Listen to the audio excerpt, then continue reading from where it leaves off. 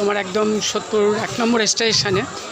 এইটা দেখতে পাচ্ছ 1 নম্বর একদম প্ল্যাটফর্মের সামনেই রয়েছে এই দিদিভাইয়ের দোকান।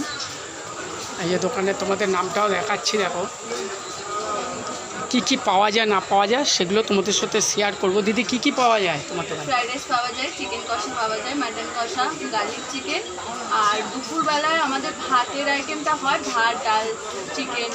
অর্ডারের মাল নেওয়া হয়, অর্ডার কেউ করলে সেটার অর্ডার দেওয়া হয়। আচ্ছা, ফোন নাম্বার তো আছে নিশ্চয়ই? ফোনেও তো অর্ডার নেওয়া হয়। ফোন নাম্বারটা বলে দাও তোমার। 9051700836। আচ্ছা, দেখি তোমার কি কি আছে। এটা আছে ফ্রাইড রাইস, তাই তো? সো গাইস দেখো ফ্রাইড রাইসটা দেখো, ঝরঝরে, একদম ঝরঝরে। দেখে বুঝতে পারছো গাইস, একদম পুরো ঝরঝরে। একটু তোমার চিকেন কষাটা দেখাবে, একটু পিসগুলো দেখাবে। আচ্ছা, 40 টাকার চিকেন।